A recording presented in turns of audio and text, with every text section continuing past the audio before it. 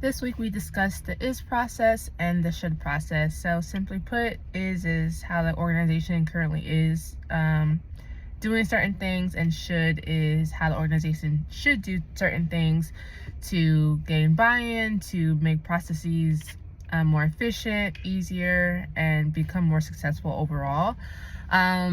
So this is actually interesting because one of the components of the is and should process focuses on redundancy in task and making sure that we're completing tasks in the most efficient and effective way possible. And so this week I'm a clinical director, and basically one of the tasks that I do every month is present on like the monthly cancellations for the prior month, on who canceled, why they canceled, and the rationale, and then the plan addressing it, whether we're doing a parent contract or writing an RBT up, whatever the case is. So I've been presenting on this for about 3 or 4 months with my current state director, and then recently we hired a new VP of operations who works congruent to the state director. So over the last month or so, she's been sending out these requests every week, asking like for the weekly duplicate cancellation report. So basically asking who is canceling every single week and why they're canceling each week.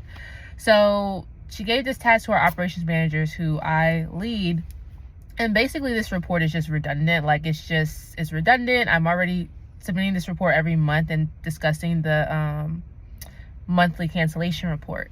And I think the biggest concern with this request was that week to week so many things change, so it's impossible to really come up with a game plan with clients that cancel every week, because it doesn't give you the full picture, right? So someone may have a duplicate cancellation from last week to this week, but it's not a pattern because they just had a bad week last week and this week, right? Versus viewing the whole month, that gives a better understanding to the problem. The other issue with this was just kind of the quick turnaround that she was wanting these reports, and then just that it's a duplicate request, right? Like we're already presenting on one thing, we're told to present on cancellations a certain way, and now we're being told a second thing. So the operations managers did reach out to me with those concerns, so I escalated it to her, and I basically said, hey, like we have been doing it this way. I understand the importance of this, but this is the reason why it may not be as effective as possible. And I told her, number one, we're duplicating requests. So if you want us to do these week-to-week reports, that's fine, but we shouldn't be doing the monthly reports. And then also, I don't think the weekly reports does us justice when it comes to like reporting on the barriers, because a monthly report gives a better scope, and then we can show you the plan for the upcoming month. So that's kind of like a situation of like what we are doing versus what we should be doing, and then discrepancies that can happen thereof.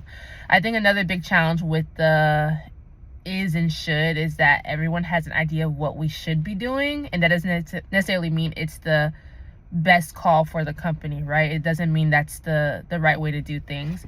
So in this simple situation, I could have given my input and she could have said, you know what, I get that, however, this is why we're doing this, and we're going to continue to do it this way, and this is why it should be this way, because we're looking at weekly objectives, right? And this is still an ongoing conversation, but that's just an example of like kind of the discrepancies with the is and should. Another thing that was mentioned in the readings is that when organizations don't have clear processes or accountability systems, it overextends those workers that do their job and go above and beyond for their job, because they're usually tasked with doing more things because they have to overcompensate for bad planning and improper systems, right? So an example of this is in my part-time job. It's very unstructured. Like there's really no processes for anything. The RBTs kind of run amok, the BCBAs run amok. There's really nothing. And in my part-time, so my main job, I'm a clinical director, but in my part-time, I'm just a BCBA, so I'm not really in the planning and processes team. So I find myself being tasked with a lot of like operational things and just extra things that like a BCBA really shouldn't be tasked with. However, since I'm a clinical director, I'm able to manage them and like adapt to it. But I could only imagine that other BCBAs in this role are not equipped to do this, and they're filling the extraneous requests like in a different way, right? So I find myself kind of over exceeding expectations, or doing extra work, or doing all these other tasks because they know that I can handle it. But that doesn't make up for the fact that there's no accountability systems, and that the employee really shouldn't have to be doing all this extra work if you had the correct systems in place. The question that I posed, oh my goodness, I do not have it. I had it written down and I don't have it in front of me right now. I know we went over the discussion questions. I really wanted to touch on the discussion question that I had, but I forgot off the top of my head. Oh,